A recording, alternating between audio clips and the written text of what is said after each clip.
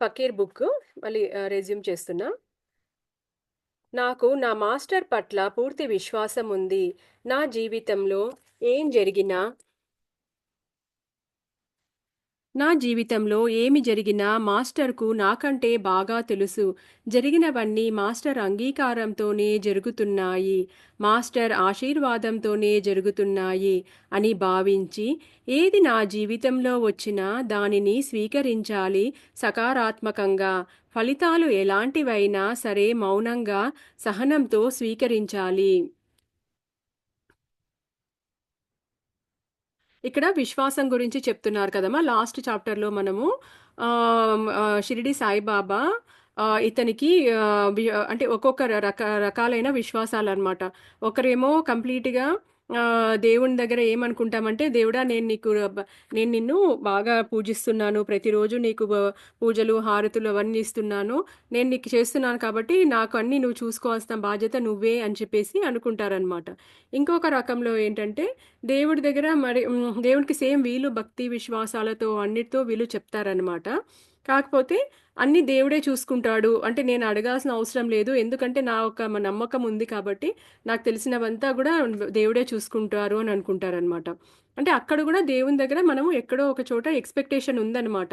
కానీ ఈ మూడో రకంలో ఎలా అంటే అసలు నా ఇప్పుడు అలాంటి వాళ్ళకి సెకండ్ కేటగరీ ఏమైందంటే, ఎప్పుడైతే వాళ్ళ లైఫ్‌లో ఏమైనా చెడు ఇన్సిడెంట్స్ అలాంటివి ఏమైనా జరిగినప్పుడు, లేకపోతే అనుకున్నవి జరిగినప్పుడు, అరే! నేను ఇంతగా దేవుడిని విశ్వసించాను కదా! గురువుని విశ్వసించాను కదా! ఆయన నన్ను చూసుకోలేదు, పట్టించుకోలేదు అని ఎక్కడో అలా ఉంటుందన్నమాట అసంతృప్తి. కానీ మూడో వాళ్ళు ఎలా ఉంటారంటే, కంప్లీట్ శరణాగతితో ఉంటారనమాట. వాళ్ళు తమ ఒక గురువుని కానీ, దేవుడి దగ్గర కానీ అసలు ఏమీ ఎక్స్‌పెక్ట్ చేయరు. వీళ్ళు చేసేది సంపూర్ణంగా వాళ్ళు చేసుకొని పోతూ ఉంటారనమాట. వాళ్ళ భక్తి కానీ, విశ్వాసం కానీ, అవన్నీ ఉంటాయనమాట. ఏదైనా కానీ అంతా తన మాస్టరే చూసుకుంటారు. మంచి జరిగినా, చెడు జరిగినా కానీ దానికి ఏదో ఒక కారణం ఉంటుంది అని చెప్పేసి అనుకుంటారనమాట వాళ్ళు. సో, ఎప్పుడు మాస్టర్ దగ్గర నుంచి ఏమి ఎక్స్‌పెక్ట్ చెయ్యరనమాట. దాని గురించే చెప్తున్నారు. మాస్టర్ ఏది జరిగినా కానీ అదంతా మాస్టర్ ఒక అంగీకారంతోనే జరుగుతున్నాయి. చూడండి మనము కొన్ని లెసన్స్ నేర్చుకోకపోతే మనం జీవితంలో మనకి ఎలాంటి అనుభవాలు ఉండవనమాట. మన ఆత్మ ఒక ఎదుగుదల అనేది ఉండదు. అలాంటప్పుడు కొన్ని టఫ్ సిట్యుయేషన్స్, కొన్ని ప్రాబ్లమ్స్ మనం ఫేస్ చేస్తేనే అప్పుడు మనము రాటు తేలుతామనమాట దేంట్లో అయినా కానీ. సో, అందుకోసమే ఒక్కొక్కసారి గురువే మనల్ని పరీక్ష పెడతారనమాట. కొన్ని ఆటంకాలు మన జీవితంలో తీసుకొనొస్తారు. ఎందుకంటే, మనం బాగా స్ట్రాంగ్ అవ్వడానికి మన ఒక నమ్మకం కానీ, భక్తి విశ్వాసాలు కానీ, మన ఆత్మ ఎదుగుదలకి అది చాలా హెల్ప్‌ఫుల్ అయితుందనమాట. ఆ కష్టాలు పడందే మనలో ఆ మెచ్యూరిటీ రాదనమాట. ఆ మెచ్యూరిటీ మనలో రావడానికని చెప్పేసేసి మాస్టర్లు ఒక్కొక్కసారి మనకి కర్మలొస్తుంటాయి. ఆ కర్మలొచ్చినప్పుడు గూడా గురువులు తెలుసు ఎప్పుడు మనల్ని ఎంత కాపాడాలి. ఒక్కొక్కసారి మనం కష్టాలు పడుతున్నా వాళ్ళు మౌనంగా ఉంటారనమాట. మనం అది ఒక 6 మంత్స్ అవ్వండి, 1 ఇయర్ అవ్వండి. దాని తర్వాత నిదానంగా ఆ కష్టంలో ఉండి బయటపడతాము. కానీ ఆ కష్టం పడేటప్పుడు మనం ఆ కర్మ నుంచి రిలీజ్ అయితూ ఉంటామనమాట. ఏ జన్మలోనో ఎక్కడో మనం తప్పు చేసుంటాము. ఆ కర్మ నుంచి రిలీజ్ అయ్యేటప్పుడు మనము ఎన్నో నేర్చుకుంటామనమాట. ఆ బాధ పడేటప్పుడు మనకి ఎదురు వాళ్ళు అలాంటి బాధల్లో ఉన్నప్పుడు మనలో ఆ కరుణ, ఆ ప్రేమ, ఆ భగవత్ తత్వము అవన్నీ వస్తాయన్నమాట. మనము బాధనే పడకపోతే మనలో ఆ బాధ అనేది ఎలా తెలుస్తుంది? సో, వాళ్ళు చెప్తారనమాట. గురువుని కంప్లీట్ శరణాగతితో ఏది జరిగినా నా మాస్టర్ నేను ఈ బాధ పడుతున్నానంటే, ఇది నా మాస్టర్ ఒక అంగీకారంతోనే జరుగుతున్నాయని భావించాలంట. దాన్ని స్వీకరించాలి సకారాత్మకంగా చూడండి మంచిగా స్వీకరించాలంట. గుర్తించుకో, చెప్పడం తేలిక, చెయ్యడమే కష్టం. ఈ సంపూర్ణ విశ్వాసం అంటే వ్యక్తి తన సొంత వ్యక్తిత్వాన్ని, గుర్తింపును కోల్పోవడమే. చూడండి సంపూర్ణ విశ్వాసము అంటే మన వ్యక్తిత్వాన్ని నేను అనే భావన అనమాట. ఆ భావనని ముందు కోల్పోవడమే అని చెప్తున్నారనమాట. దేవుడి ప్రియకు ప్రేమికుడైన ఈ వ్యక్తి ఆ మాస్టర్ యొక్క మీడియంగా అంటే మాధ్యమంగా ఒక పనిముట్టులా తయారవుతాడు. తన మాస్టర్ లేదా గురువుతో అనుసంధానంతో ఉంటాడు. తన వ్యక్తిత్వాన్ని కోల్పోయి తన మాస్టర్ వ్యక్తిత్వాన్ని పుణికి పుచ్చుకుంటాడు. చూడండి ఎప్పుడైతే మనము కంప్లీట్‌గా ఆ మాస్టర్ ఒక ఆ గురువు, దేవుడు ఎవరైతే మనం నమ్ముకుంటామో, మనం అనుకుంటామో వాళ్ళనే కంప్లీట్‌గా వాళ్ళనే ఎంతసేపు మనం ఉచ్ఛ్వాస, నిశ్వాసలో గూడా ఎలా అయితే ఆ హనుమంతుడు శ్రీరాముడిని తన గుండెల్లోనే పెట్టేసుకుంటాడు కదా! అలా మనము అట్లా అంటే ఏదో గుర్తొచ్చినప్పుడు శ్రీరాముని తలుచుకోవడం కాదు. ఆయన శ్వాసలోనే ప్రతి శ్వాసలోనూ ఆ శ్రీరామ నామం వస్తుంటుందనమాట. అందుకోసమే హనుమంతుని యొక్క గుండెలో శ్రీరాముడు ఉంటారు అని అంటారనమాట. అట్లా ఆ తను అనే దాన్ని ఎప్పుడైతే నేను అనే దాన్ని కోల్పోయి కంప్లీట్‌గా ఆ మాస్టర్ గురించి ఆలోచించడము, ఆ మాస్టర్ ఒక లీలలు, ఆ మాస్టర్ ఒక ఎలా ఉంటుంది ఆ ప్రేమ తత్వము అది ఉన్నప్పుడు మన ఒక ఉనికిని కోల్పోయి మనం ఆ మాస్టర్ లాగానే తయారవుతామనమాట. ఒక్కొక్కసారి కొంతమంది చూడండి మనల్ని చాలా ఇన్‌ఫ్లూయెన్స్ చేస్తారు కదా! అప్పుడు వాళ్ళు ఏ విధంగా మాట్లాడతారో, వాళ్ళు ఏ విధంగా ఆలోచిస్తారో ఇండైరెక్ట్‌గా మనకు తెలియకుండా మనం గూడా వాళ్ళలాగానే ఇమిటేట్ చేయడం మొదలుపెడతాం. వాళ్ళు యూజ్ చేసే ఇప్పుడు మన క్లోజ్ ఫ్రెండ్స్ ఎవరైనా ఉన్నారనుకోండి, వాళ్ళు యూజ్ చేసే యు ఊత పదం కానియ్యండి, లేకపోతే కొంచెం యాక్సెంట్ గాని, ఏదైనా గాని వాళ్ళతో ఆ చనువు ఏర్పడిన తర్వాత, ఆ అనుబంధం ఏర్పడిన తర్వాత వాళ్ళలాగే మనకు తెలియకుండా మనం మాట్లాడడము, వాళ్ళలాగా ఆలోచించడము, వాళ్ళ ఇష్టాలే మన ఇష్టాలు అనుకోవడము, వాళ్ళకి మూవీస్ అంటే ఇష్టం ఉండింటుంది. మనకి మూవీస్ అంటే అంత ఇష్టం ఉండదు. కానీ ఏదో తెలియకుండా అవునా అని ఆ మూవీస్ మీద మనకి ఇంట్రెస్ట్ వచ్చేస్తుంది. అలాగే ఆ గురువుని ఎప్పుడైతే మనము మన కంప్లీట్‌గా ఆ గురువులో మనము లీనమైపోతామో, అప్పుడు ఆయనలో అనుసంధానం అయిపోతామంట మనము. మన వ్యక్తిత్వాన్ని మనం కోల్పోతామంట. ఎంతగా నిన్ను కోల్పోతావో, అంతగా నువ్వు మాస్టర్‌తో కనెక్ట్ అవుతావు. నిన్ను నువ్వు కోల్పోయే కొద్దీ, నీలో నీ మాస్టర్ వచ్చి చేరుతారు. చూడండి మనం కోల్పోయే కొద్దీ, మనలో మాస్టర్ వచ్చి చేరుతారంట. నువ్వు ఎంత తక్కువగా ఉంటే, నీలో నీ మాస్టర్ అంత ఎక్కువగా ఉన్నట్లు. ఎవరైతే తమ మాస్టర్‌తో పూర్తిగా అనుసంధానమై ఉంటారో, చివరికి వారు తమను తాము పూర్తిగా కోల్పోయి తమ గురువునే లేదా దేవాన్నే పొందుతారు. చూడండి వాళ్ళని వాళ్ళు పూర్తిగా కోల్పోయి గురువునో, దైవాన్నో వాళ్ళనే పొందుతారంట. అప్పుడు వారు ఏం చూసినా, ఆలోచించినా, మాట్లాడినా, విన్నా తమ మాస్టర్ ద్వారానే జరుగుతుంది. చల్లని పాలలోకి తేనె కలిపినట్లు చిట్టచివరికి తేనె, పాలు రెండూ తమ వ్యక్తిత్వాన్ని కోల్పోయి ఒకరిలో ఒకరు కలిసిపోయి ఫలితంగా మధురాతి మధురమైన మకరందము తయారైపోతుంది.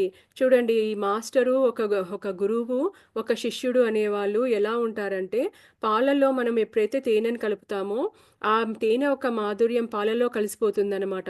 పాలు గూడా తియ్యగా అయిపోతాయి. తన ఒక వ్యక్తిత్వాన్ని కోల్పోయి అది గూడా తియ్యగా అయిపోతుందనమాట. అలా మా గురువులో ఒక శిష్యుడనేవాడు అలా కలిసిపోయినప్పుడు అంత మంచిగా తయారవుతారు అని చెప్పేసి అంటున్నారనమాట. ఈ నిజమైన విశ్వాసము ఉన్న భగవత్ సంతానము ఈ జీవితానికి తమ అత్యుత్తమైన వాటిని ఇస్తారు. అంతేకాని వారి జీవితాల్లో ఏం జరిగినా దాన్ని సకారాత్మకంగా స్వీకరిస్తారు. అంతేకాని వ్యతిరేకంగా భావించరు. తమ విశ్వాసాన్ని కోల్పోరు. నిజానికి తమ జీవితాన్ని అదే విశ్వాసంతో, అదే ప్రేమతో గడుపుతారు. తమ మాస్టర్ పట్ల ప్రేమ, విశ్వాసం ఏమాత్రం కోల్పోరు. చూడండి మనము ఎప్పుడు మనం అనుకున్నవన్నీ జరుగుతున్నాయనుకోండి, దేవుడా నాకు ఈ కోరిక ఉంది. మా ఇంట్లో ఈ సమస్య ఉంది. మా పిల్లలు బావుండాలి, మా హస్బెండ్ బావుండాలి, నేను ఇలా మనం దేవుళ్ళని, గురువులదని అనుకుంటూ ఉంటామనమాట. అన్నీ మనకు అనుకూలంగా వచ్చినప్పుడు మనం బానే ఉంటాం. ఎప్పుడైతే మనం ఎంత అడుగుతున్నా కానీ, మన కోరిక కానీ, అది జరగలేదనుకో, అబ్బా! ఎంత చేస్తున్నా గాని అసలుకైతే నాకు అసలు కుదరట్లేదు. ఈ దేవుడు కాకపోతే మన వెంకటేశ్వర స్వామి కాకపోతే ఇంకో దేవుడి గుడికెళ్దాము, ఆంజనేయ స్వామి గుడికెళ్దాము, ఇంకొక దేవుని సాయిబాబా గుడికెళ్దాము అని వెంటనే మనం అలా దేవుళ్ళని గూడా మార్చేస్తూ ఉంటాం కదా! ఈ కోరికకి ఇప్పుడు లక్ష్మీదేవి అననంటే డబ్బులకి, అలా సరస్వతి దేవి అంటే మామూలు చదువులకి అన్నట్లు మనం ఒక్కొక్కసారి అనుకుంటుంటాం. కానీ ఒక్కరే దేవుడిని మనం పట్టుకొని, గురువుని పట్టుకొని వాళ్ళే మనకు కావాల్సిన అన్నీ గూడా చూసుకుంటారు. డబ్బు కానీ, చదువు కానీ, మన ఆరోగ్యము ఎవ్రీథింగ్ వాళ్ళే చూసుకుంటారు అని. ఒక్కొక్కసారి మనకి వ్యతిరేకంగా ఎప్పుడు మనం వ్యతిరేకంగా భావించకూడదంట. అన్నీ సకారాత్మకంగా చూసుకోవాలి అని అంటున్నారనమాట. ఆ విశ్వాసము ప్రేమతో మనము గడపాలంట. ఎప్పుడు ఆ విశ్వాసము, ప్రేమను మాత్రము కోల్పోకూడదు అని అంటారనమాట. అది నిత్య జీవితంలో నిజంగా అమ్మ మనం ఆచరించడం చాలా కష్టము. అన్నీ పాజిటివ్‌గా జరిగినంత వరకే మనం అనుకుంటాం గానీ, ఏ ఒక్కటి జరగకపోయినా మనం ఒక్కొక్కసారి ఆ విశ్వాసాన్ని కోల్పోతూ ఉంటామనమాట. ఏంటి ఇంతేనా మనకి లైఫు? ఇంతేనా? ఎందుకు ఇలా మనకే ఎందుకు జరుగుతుంది? నాకే ఎందుకు ఇలా జరుగుతుంది? అని అనుకుంటూ ఉంటాం కానీ, నిజంగా అలా సంపూర్ణ విశ్వాసంతో ఉండాలి ఏ గురువునైనా కానీ. గుర్తించుకో అబ్బాయి, విశ్వాస్ విశ్వాసుల్లో తేడా గమనించు. 2 రకాల వాళ్ళు. అన్నీ భగవంతునికి వదిలిపెడతారు. కానీ సంపూర్ణ శరణాగతి చేసుకున్న నిజమైన విశ్వాసి ఈ జీవితానికి తన వంతు అత్యుత్తమైన ప్రయత్నము ప్రయత్నాలను మొత్తాన్ని ఏ బహుమానాలు, ఫలితాలు ఆశించకుండా చేస్తాడు. పాజిటివ్‌గా తీసుకుంటాడు. చూడండి విశ్వాసాల్లో గూడా తేడా ఉంటాయంట. 2 రకాల వాళ్ళు ఉంటారంట. అన్నీ భగవంతునికి వదిలిపెడతారంట. సంపూర్ణ శరణాగతితో వాళ్ళు నిజమైన విశ్వాసంతో ఉంటారంట. ఎలాంటి బహుమానాలు కానీ, ఫలితాలు కానీ ఆశించకుండా ఉంటారంట. అంత పాజిటివ్‌గా ఉంటారంట. అదే మొదటి రకం విశ్వాసి జీవితానికి తన అత్యుత్తమైన సేవలను ఇవ్వడు. ఎందుకంటే ఎలాగైతే అంతకుముందు నిర్ణయమైపోయిన నిర్ణయమై అయిపోయి ఉంటుంది కదా! దేవుడి ద్వారా ఏది జరగాలో అది జరుగుతుంది అన్న అభిప్రాయంతో ఉంటాడు. ఈ వ్యక్తి తన కిందన తన తనకందిన వ్యతిరేక ఫలితాలను పట్ల పూర్తి నిరాశ, నిస్పృహ, వ్యతిరేక భావాలతో ఉంటాడు. అలా అలా ఇద్దరికీ స్వర్గానికి, భూమికి ఉన్నంత తేడా ఉంది. చూడండి మొదటి రకమేమో ఏది జరిగినా కానీ అంత సంపూర్ణ శరణాగతితో ఉంటారంట. రెండో రకం వాళ్ళేమో అలా ఉండరనమాట. ఎందుకంటే వాళ్ళు అప్పుడప్పుడు కోల్పోతూ ఉంటారనమాట విశ్వాసాన్ని. దేవుడి ద్వారా ఏది ఎలా జరగాలో అది జరుగుతుందని చెప్పేసేసి, తనకెప్పుడైతే వ్యతిరేక ఫలితాలు వస్తాయో అప్పుడు నిరాశ, నిస్పృహ ఆ భావాలతో ఉండిపోయి ఉంటాడనమాట. వీళ్ళిద్దరి మధ్య ఎంత తేడా అంటే మనకి చెప్పారు గదా! స్వర్గానికి, భూమికి ఉన్నంత తేడా ఉంది అని ఆ బాబా అంటున్నారనమాట. అంటే మీరు చెప్పిన అత్యున్నత విశ్వాసి ఎవరైతే సంపూర్ణ శరణాగతి అయి ఉంటారో వాళ్ళు ఎప్పుడూ అప్సెట్ అవ్వరా? బాధపడరా? అడిగాడు రుద్ర. చూడండి అలా సంపూర్ణ విశ్వాసం ఉన్నవాళ్ళు ఎప్పుడు వాళ్ళు అప్సెట్ అవ్వరా? బాధపడరా? అని అడుగుతున్నాడు బాబాని. అప్పుడప్పుడు ప్రతి చర్యలు, ప్రతి స్పందనలు బయటకి హ్మ్. పడటాలు ఉంటాయి. చూడండి అప్పుడప్పుడు అందరికీ జరుగుతాయంట స్పందనలు, ప్రతిచర్యలు అనేది బయటికి అప్పుడప్పుడు పడుతూ ఉంటాయంట. ఉదాహరణకు సరి అయిన నీ చేతి ఎవరైనా నీ చేతిని కత్తితో కట్ చేసినప్పుడు ఎలాగైతే ఓ అరుపు అరవడమో, ఏదైనా తిట్టడమో ఎలా చేస్తావో అలా ఉంటుందన్నమాట. అది సహజం. ముఖ్యమైన విషయం ఏమిటంటే ఆ ప్రథమ అరుపు లేదా తిట్టు లేదా కోపం, బాధ తరువాత నువ్వు ఆ ఫీలింగ్‌ని అలాగే నీ మనసులో, హృదయంలో ఉంచుకుంటావా? ప్రతీకారం తీర్చుకుందాము అని అనుకుంటావా? ఆ సంఘటనకు ఆ సంఘటనకు దేవుణ్ణి లేదా మాస్టర్‌ని నిందిస్తావా? నీ హృదయం, మనసు, ఏం ఆత్మలో ఏమి నింపుకుంటున్నావో దాన్ని బట్టి నీ విశ్వాసం, నీ నీ ఆధ్యాత్మిక ప్రగతి ఆధారపడి ఉంటుంది. చూడండి ఎంత చక్కగా చెప్తున్నారో. ఎలాగైతే ఇప్పుడు చూడండి అసలు అంటే ఆ సంపూర్ణ విశ్వాసం ఉన్న వాళ్ళకి ఎప్పుడూ వాళ్ళకి ఎప్పుడు వాళ్ళకి డౌట్ రాదా? వాళ్ళెప్పుడు నిందించారా? అప్సెట్ అవ్వరా? అని చెప్పేసి అడిగితే అవుతారు. అది మానవ సహజం అనమాట. ఇప్పుడు ఏదైనా అనుకున్నది మనకి జరగలేదనుకోండి, అప్పుడు అప్సెట్ అవుతాము. ఆ అప్సెట్ అయిన దాని నుంచి ఎంత తొందరగా మనం బయటపడతాము అని చెప్పేసేసి. లేకపోతే మనకి వీళ్ళే కారణము అని చెప్పేసి ఎదురు వాళ్ళని తిడుతున్నామా? మనము ఒకటి గబుక్మని మనం కోపం గూడా వస్తుంది అంటున్నారనమాట. ఎలాగైతే ఎవరైనా కత్తితో అట్లా మనల్ని కట్ చేసినప్పుడు, ఏదైనా పొడిచినప్పుడు మనం అరుస్తాము, వాళ్ళని తిట్టడము అవి చేస్తామనమాట.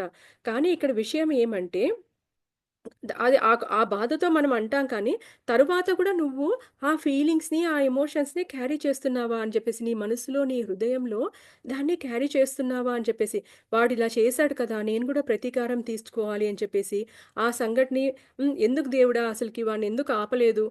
వాడు నన్ను పొడుస్తున్నాడని నీకు తెలుసు కదా! నన్ను చంపడానికి వస్తున్నాడని తెలుసు కదా! నువ్వప్పుడు ఏం చేస్తున్నావు? ఎక్కడున్నావు? అని దేవుడిని, మాస్టర్‌ని నిందించడం కానీ, లేపోతే నీ హృదయంలో, మనసులో ఏం నింపుకుంటున్నావు అని చెప్పేసని అంటున్నారనమాట. ఆ ఇన్సిడెంట్ జరిగింది. జరిగినప్పుడు అది నువ్వు బాధ కలిగిన ఇన్సిడెంటే. దాన్ని ఎంత తొందరగా ఆ నెగెటివిజంలో నుండి దాని నుంచి నువ్వు ఎంత తొందరగా బాధపడుతున్నావు, దాన్ని ఎలా తీసుకుంటున్నావు, దాంట్లోనే ఆ బాధలోనే ఉండిపోయావా నువ్వు, వెంటనే దానిలో నుండి రికవర్ అయితున్నావా, అదే ముఖ్యము అని చెప్పేసి అంటున్నారనమాట. ఉదాహరణకి ఒక వ్యక్తి అలాంటి సంఘటనలప్పుడు బయటికి ఏమీ స్పందించకుండా లోపల ఆ కోపం, ప్రతీకారం, ఆలోచన ఉంచుకొని ఆ సమయానికి తనను ఆదుకోకుండా వదిలేశాడు అని తన మాస్టర్‌ని నిందిస్తూ హ్మ్, ఉంటాడనుకుందాము. అదే సంఘటన వల్ల మరో వ్యక్తి బయటికి వెంటనే ప్రతిస్పందించి అరచి ఆపై వెంటనే అలా అరిచినందుకు క్షమించమని అడిగి జరిగిన సంఘటన వల్ల సకారాత్మకంగా స్వీకరించి, అంగీకరించి విశ్వాసంతో ఉంటాడు. చూడండమ్మా ఇలాంటివన్నీ గూడా మనం ఎంత ఆధ్యాత్మికంగా ఎదుగుతున్నా గానీ, ఇలాంటి చిన్న చిన్న పొరపాట్లు మనమంతా చేస్తూనే ఉంటామనమాట. ఇది చాలా విశ్వాసంలో ఎంత క్లియర్‌గా చెప్పారంటే చూడండి. మనము అలా జరిగినప్పుడు వెంటనే ఎలా స్పందించాము మనము? ఆ కోపమో, ప్రతీకారమో అవన్నీ ఉంచుకొని, ఆ సమయానికి ఆదుకోలేదే అని చెప్పేసేసేసి భగవంతుడిని నిందించుకుంటూ కూర్చున్నామా? లేకపోతే వెంటనే నిజమే కోపమొచ్చేసింది. మనం ఒక మాట అనేసాము అప్పుడప్పుడు అసలకైతే భగవంతుడినైనా, ఎదురు వ్యక్తిని అనేసాము ఆ కోపంతో, ఆ బాధతో మనం కానీ వెంటనే వాళ్ళనెళ్లి అరే! క్షమించమని చెప్పేసి వాళ్ళని అడగడము భగవంతుడిని ఆ బాధతో అలా అనేసాను. ఇంకొకసారి నేనిలా చెయ్యను అని చెప్పేసి ఆ భగవంతుని కానీ, ఆ ఎదురు వ్యక్తిని కానీ మనము అలా క్షమించమని చెప్పేసి వెంటనే ఆ ఒక ఆలోచన నుంచి మనం ఎప్పుడైతే ఆ బ బ బ బయటికొచ్చేస్తామో అదే విశ్వాసము అని అంటున్నారనమాట. ఎందుకంటే మనకందరికీ ఉంటుందండి. మనమందరం మనుషులుగా ఉన్నప్పుడు బాధ కలిగినా, మన బాడీలో ఎక్కడ నొప్పి కలిగినా కానీ, ఏ ఒక్క మనకి డిసీజొచ్చినా కానీ, జ్వరమొచ్చి చిన్నదండి మనం కూరగాయలు కట్ చేసేటప్పుడు చిన్నగా మనకి నైఫ్ మనకి వేలుకి తగులుతేనే ఆ నొప్పి, ఆ బాధకి అల్లాడిపోతాం కదా! అసలకైతే. అబ్బా! ఎందుకిలా అయిందో ఏంటో ఈరోజు అసలు ఈరోజు ఎందుకో అన్నీ మార్నింగ్ నుంచి ఇలా జరుగుతున్నాయి.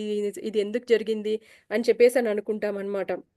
అలా మనల్ని మనం నిందించుకోవడమో, లేపోతే ఎవరినో ఒకరిని అలాంటివి జరుగుతాయి. కానీ ఎంత తొందరగా ఆ క్షమాపణ భావంతో మనము దాని నుంచి బయటపడడము, సకారాత్మకంగా దాన్ని ఆలోచించడం అనేది ఇంపార్టెంట్ అని చెప్పేసి అని అంటారు.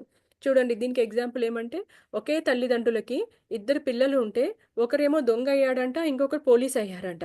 దాన్ని మనము ఇద్దరు ఒకే తల్లిదండ్రులు. జరిగిన వాళ్ళ తల్లిదండ్రుల దగ్గర నుంచి వాళ్ళ లైఫ్‌లో జరిగిన ఇన్సిడెంట్స్‌కి ఒకరేమో చెడు చేయగూడదు అని చెప్పేసి నిర్ణయించుకుంటాడనమాట. ఒకరేమో తల్లిదండ్రులు చేసిన తప్పుల్ని ఫాలో అయిపోయి, నేను గూడా అలాగే ఎందుకు చేయకూడదని దొంగతనాలు చేస్తాడనమాట. అలాగే మనం కూడా మన విశ్వాసంలో కూడా మనము ఒక్కొక్కసారి తప్పు చేశా కానీ వెంటనే దాంట్లో నుండి క్షమాపణలు చెప్పుకోవడం దేవుడికి అది చాలా ముఖ్యము అని అంటున్నారనమాట. గుర్తుపెట్టుకో ప్రతి చర్య మానవ సహజము. ఆ సంఘటన పట్ల నువ్వు ఎలా స్వీకరించి జీవిస్తావు అన్నది నువ్వు ఆధ్యాత్మికంగా ఏ స్థితిలో ఉన్నావు అన్న దానిని నిర్ణయిస్తుంది. చూడండి వెంటనే ప్రతిచర్య అంటే రియాక్షన్. ఏదైనా ఒక యాక్షన్ జరిగినప్పుడు వెంటనే రియాక్ట్ అవ్వడము అనేది మానవ సహజం అన్నమాట. ఆ మానవ సహజము కానీ నువ్వు దాన్ని ఎలా స్వీకరించి జీవిస్తున్నావో వెంటనే ఇప్పుడు ఎవరైనా తప్పు చేశారు మన దగ్గర వచ్చేసి, లేతే మన లైఫ్‌లో అనుకోకుండా కొన్ని ఇన్సిడెంట్స్ జరిగాయి. జరిగినప్పుడు దాన్ని మనము ఎలా స్వీకరించి, దానిలో నుండి ఎలా స్వీకరించి దాంట్లో నుండి ఎలా వచ్చావు అనేది, నువ్వు లైఫ్‌లో ఎలా లీడ్ చేస్తున్నావు అనేది ముఖ్యమనమాట. ఆధ్యాత్మికంగా నువ్వు ఎంత ఉన్నత స్థితిలో ఉన్నావు అనేది ఇదే మనని నిర్ణయిస్తుందంట అసలకి.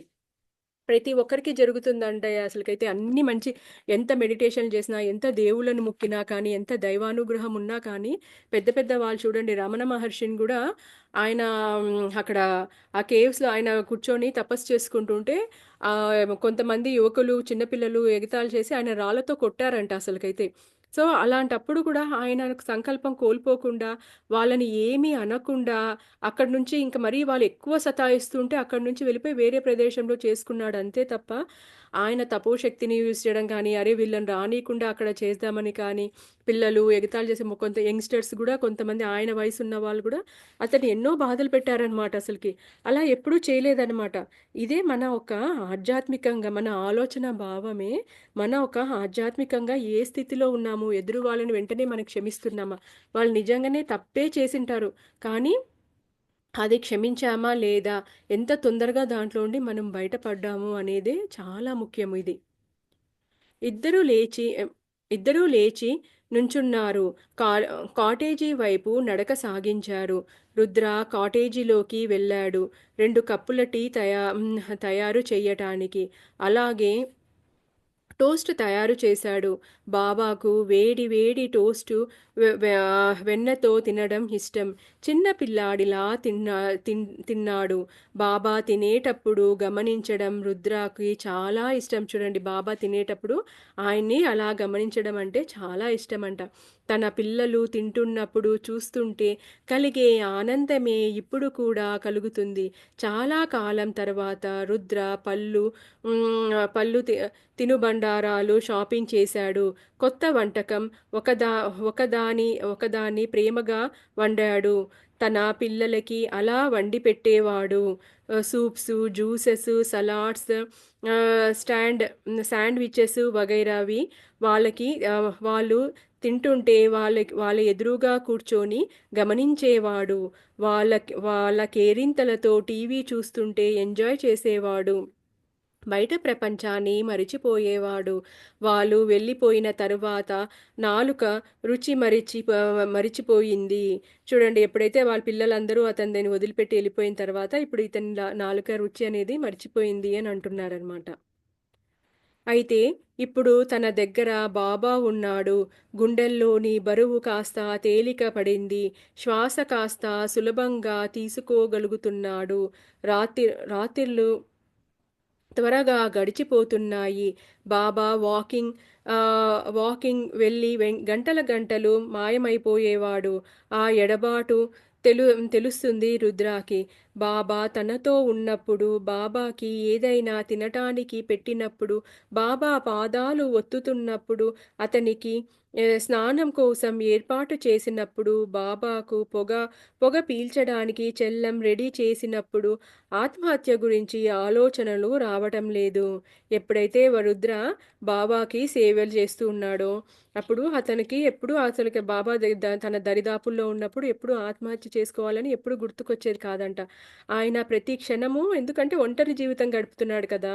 అలాంటప్పుడు పక్కన ఒక వ్యక్తి బాబా లాంటి వాళ్ళు ఉన్నప్పుడు ఆయన ఎంతో మనసుకి తృప్తి కలుగుతుందనమాట రుద్రాకి. బాబాను చూసుకున్నట్లే తన పిల్లల్ని సంరక్షణ చేస్తున్నట్లు ఉంటుంది. మరో సంగతి ఏమిటంటే తనకు మద్యం తాగాలనిపించటం లేదు. తాను ఒక్కడే భోజనానికి బయలుదేరినప్పుడు లేదా బాబా కొన్ని గంటల పాటు తనతో లేనప్పుడు తాగుతున్నాడు. అలా తాగడం కూడా తగ్గిపోయింది. ఆలోచనలో ఉన్నాడు రుద్ర. రుద్రా! ఈ ముసలాడికి కాస్త తిండి పెట్టి, ఆ టీ ఇవ్వు నాయనా!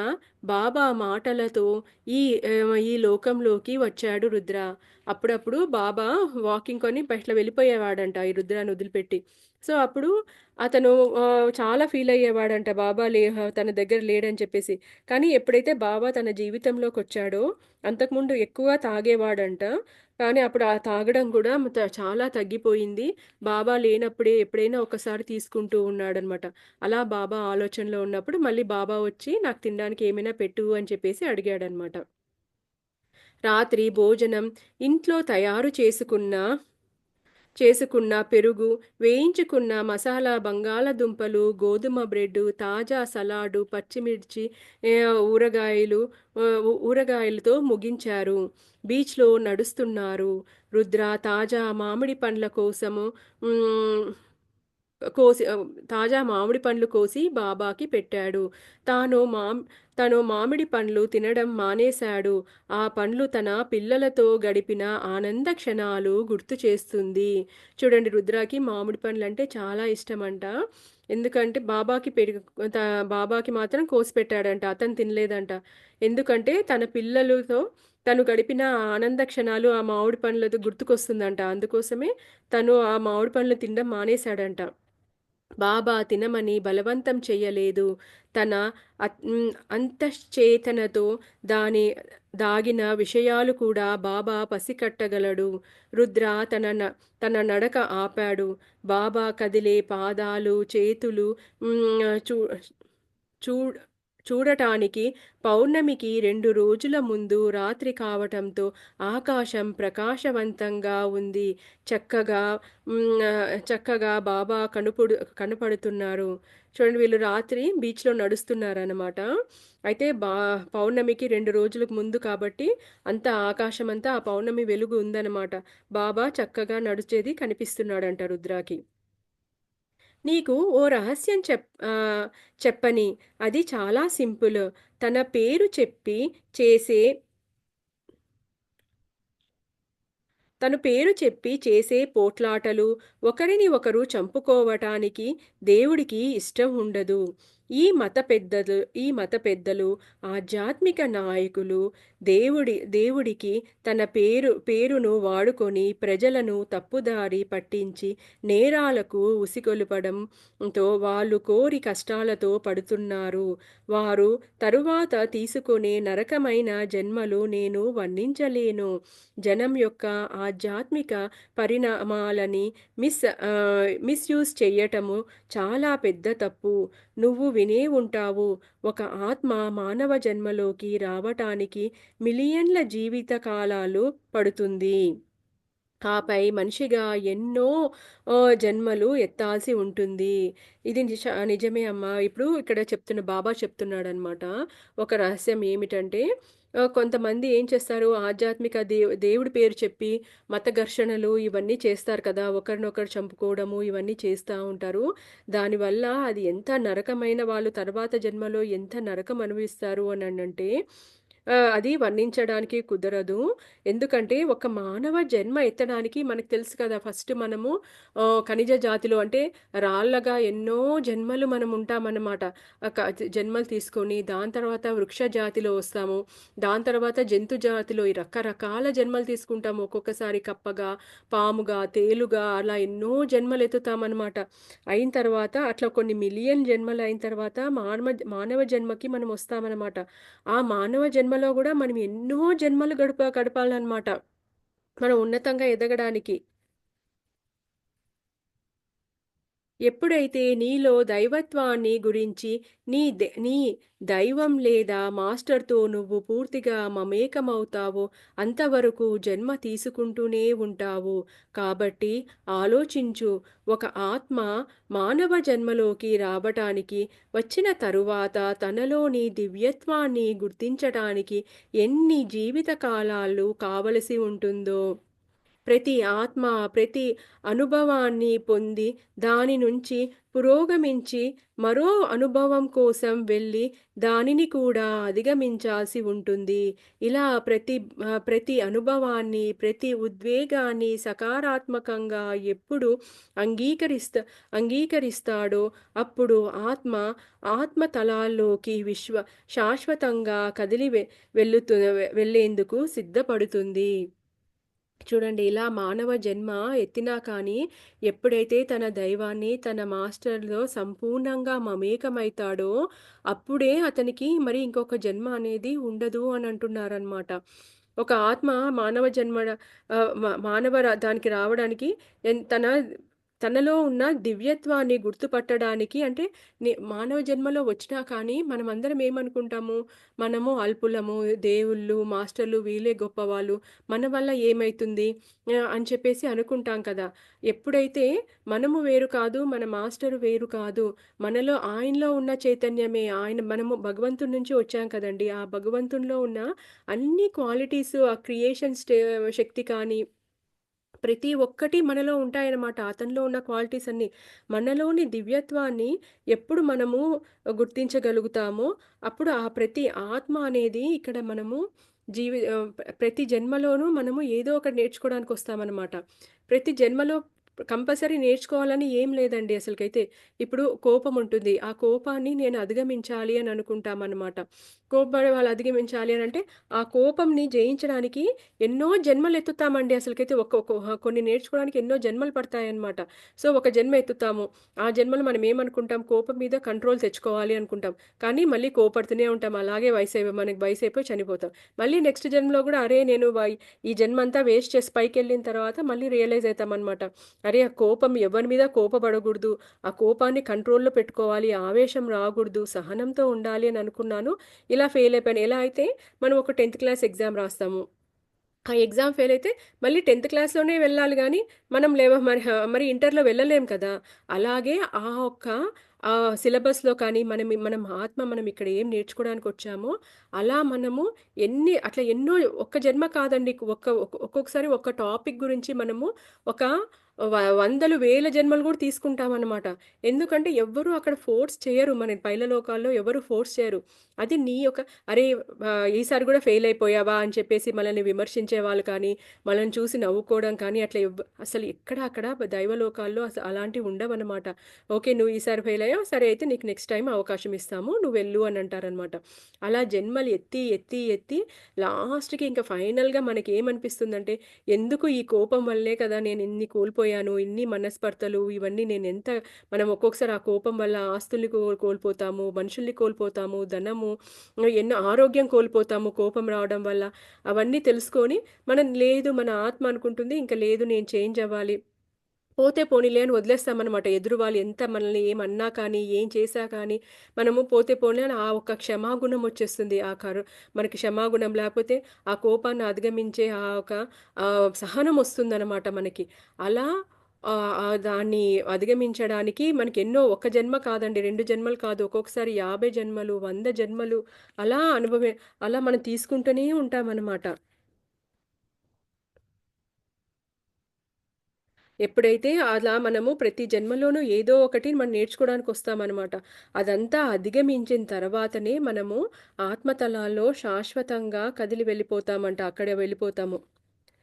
తద్వారా వారు ఒక సహ కార్యకర్తగా, ఒక మార్గదర్శిగా లేదా ఒక దేవదూతగా తయారై భగవత్ సాన్నిధ్యానికై ఆహ్, తపించే వారికి సాయపడుతారు. చూడండి, ఎప్పుడైతే అలా మనము ఆత్మలోకాలకి మళ్ళీ వెళ్ళిపోతామో, మనము ఒక ఒక మార్గదర్శుడిగా, ఒక సహాయకుడిగా, ఒక కార్యకర్తగా ఎవరైతే మనము భగవంతుని చేరుకోవాలనుకున్న సాన్నిధ్యం చేరుకోవాలనుకున్న వాళ్ళకి సహాయపడడానికి మనము ఉపయోగపడతామంట. డైరెక్ట్‌గా అక్కడికి వెళ్ళినా కానీ మనం మనం చేయాల్సిన పనులుంటాయన్నమాట. అలా చేస్తూ ఉంటాము.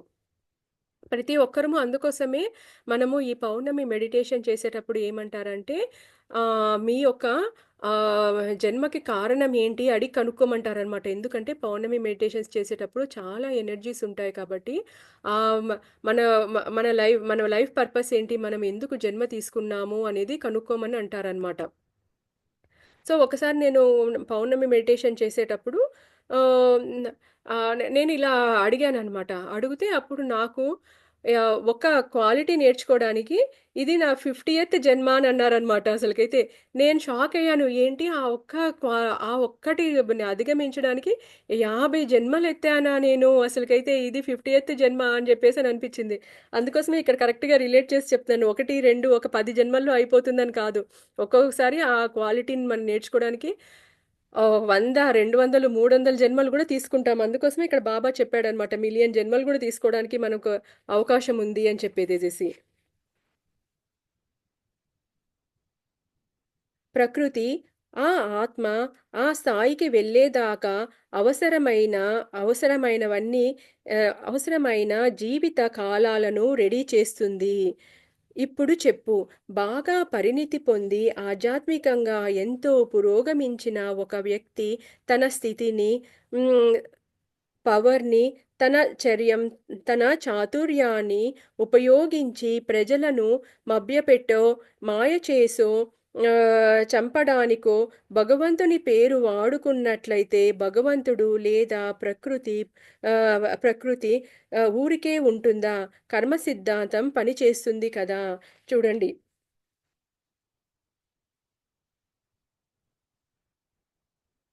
అలా మనం ఎప్పుడైతే ఉంటామో, మనం ప్రకృతి అనేది మనకు మనకు అవసరమైన జీవితాన్ని అన్నీ ఇస్తుందంట అసలకైతే. ఆ పరిణితి చెందడానికి మనకి ఏ విధంగా మనం పరిణితి చెందాలనుకుంటున్నామో, ఆధ్యాత్మికంగా పురోగమించడానికి అతనికి అన్నీ ఇస్తుందనమాట. ఎప్పుడు అవన్నీ ఇచ్చినా కానీ మనము మనకొచ్చిన పవర్స్‌ని కానీ, మన ఒక ప్రకృతి ఇచ్చిన మనకి మంచివన్నీ గూడా మనము ఎప్పుడైతే వాటిని మిస్‌యూజ్ చేస్తామో, అది వేరే వాళ్ళని ఇప్పుడు కొంతమందికి చాలా మందికి కొంచెం ఆధ్యాత్మికంగా ఎదిగిన తర్వాత వాళ్ళకి కొన్ని శక్తులొస్తాయన్నమాట. శక్తులు, పవర్ ఇవన్నీ వస్తాయన్నమాట.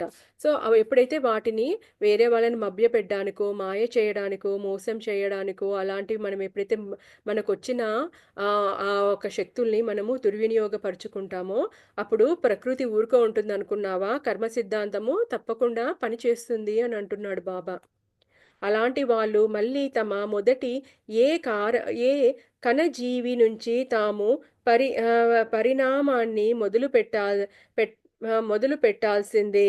చూడండి అలాంటి వాళ్ళంట ఫస్ట్‌లో మనము ఇప్పుడు మానవ జన్మ ఎత్తి మంచి ఉన్నతమైన స్థానంలోకొచ్చి ఆధ్యాత్మికంగా వాళ్ళకు పవర్సొచ్చి దాన్ని మిస్‌యూజ్ చేసుకుంటారు ఆ పవర్స్‌ని. మళ్ళీ మనము అమీబా అలాంటివుంటాయి చూడండి. ఫస్ట్ మనం ఫంగస్, అమీబా ఒక సింగిల్ సెల్ ఆర్గాన్‌గా మనం పుడతామంట అసలకది సో, ఆ స్థాయికి మళ్ళీ మొదలు పెట్టాల్సొస్తుందంట. అయితే ఆ ఆత్మకు తెలుసు తాను తప్పు చేశానని. కాబట్టి తన తనాన్ని భరిస్తూ, మోస్తూ ఉంటుంది. తన జీవిత ప్రయత్నం మొత్తం ఆ ఆత్మ ఆ విచారాన్ని మోస్తూ ఉంటుంది. కానీ అసలు కారణం ఏమై ఉంటుందో తెలియకుండా ఉంటుంది దానికి. చూడండి ఆ బాధ, ఆ విచారం మాత్రం తనకు తెలుస్తూ ఉంటుందంట. కానీ ఎందుకు అంటే మన తను చేసిన తప్పు మాత్రం గుర్తుండదంట. ఆ బాధ మాత్రం తనకి తెలుస్తూ ఉంటుందంట. తను చాలా ఒకప్పుడు ఉన్నతంగా ఉన్నాను, ఇప్పుడు దిగజారిపోయాను అని చెప్పేసి. ఇది కర్మ పని ఇది కర్మ పని చేసే తీరు.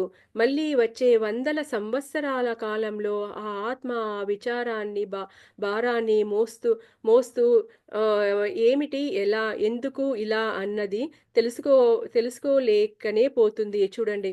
అలా ఆ ఆత్మ అంట కొన్ని వందల సంవత్సరాలు గూడా తనలో బాధుంటుందంట. ఎందుకు బాధపడుతున్నానో తనకు తెలీదనమాట. కొంతమందికి చూడండి మనకేం తెలీదు అసలకైతే. ఎందుకో బాధొస్తూ ఉంటుంది. తనకి తెలుసు తనలో కొంతమందికి అన్ని టాలెంట్లు ఉంటాయి. కానీ వాళ్ళు అంతగా లైఫ్‌లో ముందుకు సాగలేరు. ఎందుకు సాగట్లేదో వాళ్ళకి తెలీదనమాట. అదంతా కర్మ సిద్ధాంతం అనమాట. ఎందుకు అన్నీ ఉన్నా కానీ కొంతమందికి కలిసి రాదు. కొంతమందికి ఏమీ లేకపోయినా కానీ అన్నీ చకచకా కలిసొచ్చి వాళ్ళంతా ముందుకెళ్ళిపోతూ ఉంటారు కదా! అదే కర్మ సిద్ధాంతము. కానీ ఆ ఆత్మ ఆ భారాన్ని మోస్తూనే ఉంటుందంట. ఎందుకిలా జరుగుతుంది? ఏమిటి అనేది దానికి తెలీదంట. గుర్తించుకో. చంపడం అనేది పాపం. ఒక వ్యక్తి భగవంతుడికి ఎంతో దగ్గరగా వచ్చి తరువాత కూడా కోపంతోనో, పగతోనో ఎవరినైనా చంపితే అది కూడా దేవుడు పేరు చెప్పి చంపితే కనుక ఆ ఆ కూని వేరే మలుపు తీసుకుంటుంది. అది ఎలాంటిదంటే ఒక హ్మ్, సర్జను తనను నమ్మి తన దగ్గరకు వచ్చిన రోగులను కావాలని చంపటం లాంటిది. ఆపరేషన్ బల్లపై పడుకొని కూడా సర్జను మీ సర్జన్ మీద అంతులేని విశ్వాసంతో ఉన్నప్పుడు వారిని ఆ స్థితిలో చంపటం దారుణం. ఆత్మ వాటన్నిటికీ అకౌంట్ చేసుకుంటూ ఉంటుంది. అన్ని మంచి పనులను కూడా అకౌంట్ చేసుకుంటూ ఉంటుంది. ఆపై ఆ ఆత్మ తన పురోగతికి, ఆధ్యాత్మిక పెరుగుదలకి ఏది మంచిది అనేది తానే నిర్ణయించుకుంటుంది. చూడండి ఎప్పుడైతే మనము భగవంతుడి పేరు చెప్పి ఎవరినైనా చంపడమో, ఏదైనా మోసం చేస్తామో, అప్పుడు పగతోనో ఏమైనా చేస్తామో, అది మహాపాపము అని అంటున్నారనమాట. అది ఘోరమైన పాపమంట. ఎలా అయితే మనం ఒక సర్జన్ దగ్గరికెళ్తాము, ఆపరేషన్‌కని ఎళ్తాము. అప్పుడు ఆ సర్జన్ మనల్ని ఏం చేస్తాడు? మన మీద కోపముందా? అట్లా మనం ఆలోచించం కదా! మనము డాక్టర్ దగ్గరికెళ్ళాము, సర్జన్ దగ్గరికెళ్ళాము అనంటే, వాళ్ళు మనకి మంచే చేస్తారు. మనల్ని కాపాడడానికే ఉంటారు అని అనుకుంటాం కానీ, వాళ్ళు మనల్ని చంపేస్తారు, లేపోతే మనల్ని ఏం చేస్తారు అని చెప్పేసి ఎప్పుడూ అనుకోం కదా! కానీ అలా ఆ సర్జన్ అనేవాడు మ ఎంతో విశ్వాసంతో వచ్చిన ఆ పేషెంట్‌ని చంపేశాడనుకోండి. అది ఎంత క్రూరం తనని నమ్మి తన దగ్గరకొచ్చిన వాళ్ళని చంపేసేది ఎంత క్రూరమో. అప్పుడు ఆ ఆత్మ అనేది అన్నీ మన ఎవరో చిత్రగుప్తుడు అనేవాడు ఎక్కడో ఉండడండి. మన ఆత్మనే ఆ చిత్రగుప్తుడు అంటారనమాట. మనం చేసే మంచి పనులను, చెడ్డ పనులను అంతా మన ఆత్మలోనే రికార్డ్ అయి ఉంటుందనమాట. అదే చెప్తున్నాడు. ఇక్కడ ఎంత ఎంత దారుణమో అలా భగవంతుడి పేరు చెప్పి, భగవంతుని యొక్క మనము అన్నీ ఉండి కూడా మనం ఒకరిని చంపడమో, లేకపోతే ఒకరి మీద పగ తీర్చుకోవడమో చేస్తామో, అప్పుడు అది అంతగా అవుతుంది అని అంటున్నారనమాట. వర్షాలు మొదలయ్యాయి. బాబా, రుద్ర ఇద్దరూ వరండాలో కూర్చొని భూమాతపై స్వర్గాలు భూమాతపైకి స్వర్గాలు కురిపించే నీటి జల్లుని చూస్తున్నారు. సముద్రం ముందర రంగు పువ్వులన్నీ అందంగా ఉన్నాయి. ఆకాశం రంగులు మేఘాలతో నిండి ఉన్నాయి. భూమి మీద నుంచి వస్తూ మట్టి పరిమళం హ్మ్, పరవశుల పరవశాన్ని చేస్తుంది. కొబ్బరి చెట్లు, ఎన్నో పూల మొక్కల కుండీలు వాతావరణంలో మరింత వన్నె తెస్తున్నాయి. చూడు అబ్బాయి, నీ చుట్టూ ఉన్న ఈ ఈ అందమంతా భూమే నీకు ఇస్తుంది. స్వర్గం కాదు. దైవ సృష్టిలో ప్రతిదీ ప్రతి దానికే చెందిన ఓ ప్రత్యేకతతో ఉంది. ఆ ప్రత్యేకత అరుదైన ఉనికి దానికి మాత్రమే చెంది ఉంటుంది. చూడండి ఈ భూమి మీద ఇదంతా ఇంత అందం ఉన్నాయి కదా! ఇవంతా గూడా నీకు స్వర్గం ఇవ్వట్లేదు. భూమాతనే ఇస్తుంది నీకు. ఈ దైవం సృష్టించిన ప్రతి దాంట్లోనూ ఒక ప్రత్యేకత ఉంది. ప్రతిదీ తనకైన అరుదైన ప్రత్యేకత ఉందనమాట. ఒకదాన్ని మనం కంపేర్ చేయలేము దానిలో. దేని రోల్ అనేది దానికుంటుందనమాట. భూమికి కూడా తనదైన ఓ ప్రత్యేకత ఉంది.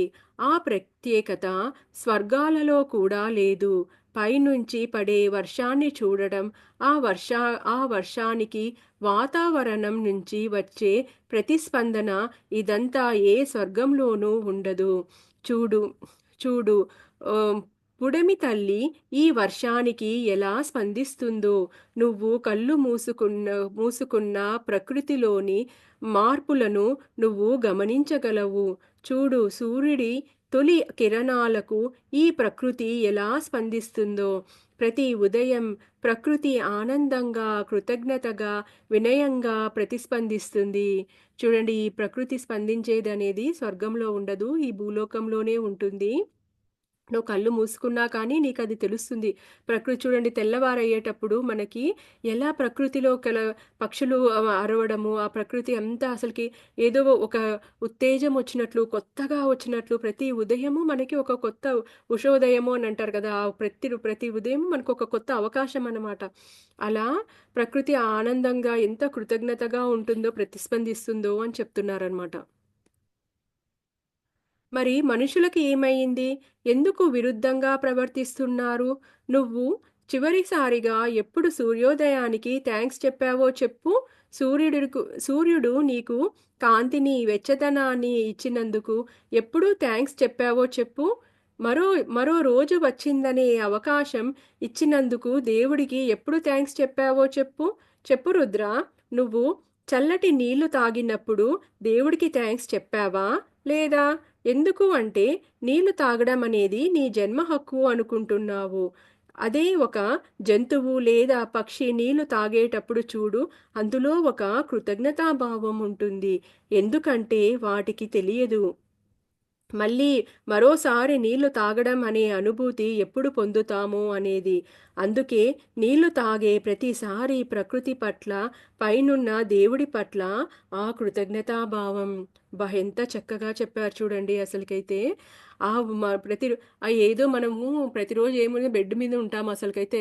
అబ్బా! తెల్లారిపోయింది లేసి పిల్లల్ని స్కూల్‌కి రెడీ చేయాలా, టిఫిన్ బాక్సులు పెట్టామా, మళ్ళీ ఈరోజు స్కూల్‌కి పంపియాలా, ఆఫీసులకెళ్ళాలా, ఏంటి ఈరోజు మన టాస్క్ ఏంటి? మనం చేయాల్సిన పనులేమున్నాయి? షాపింగ్ చేయాలా? ఇలా అనుకుంటామే తప్ప, ఈరోజు సూర్యోదయం అయింది అంటే ఈరోజు మనకొక కొత్త అవకాశం. అసలు మనం నిద్రలో నుండి లేసిన తర్వాత మనం ఎంతోమంది నిద్రలో ఉన్న వాళ్ళు చనిపోతారంట. నిద్రపోతూనే చనిపోతారనమాట. అలాంటిది మనం ఆ నిద్ర లేసి మళ్ళీ మన కళ్ళు తెరిచాము అంటే అదొక కొత్త రోజుతో పాటి కొత్త జీవితం అంట అసలకి. నాకు ఈరోజు ఎంత అద్భుతమైన రోజు మళ్ళీ నాకు అవకాశం ఇచ్చావు అనేసి ఆ కృతజ్ఞతా భావం ఉండాలంట. మన సూర్య నమస్కారాలు కూడా మన పెద్దవాళ్ళు చేయమనేవాళ్ళు కదండీ!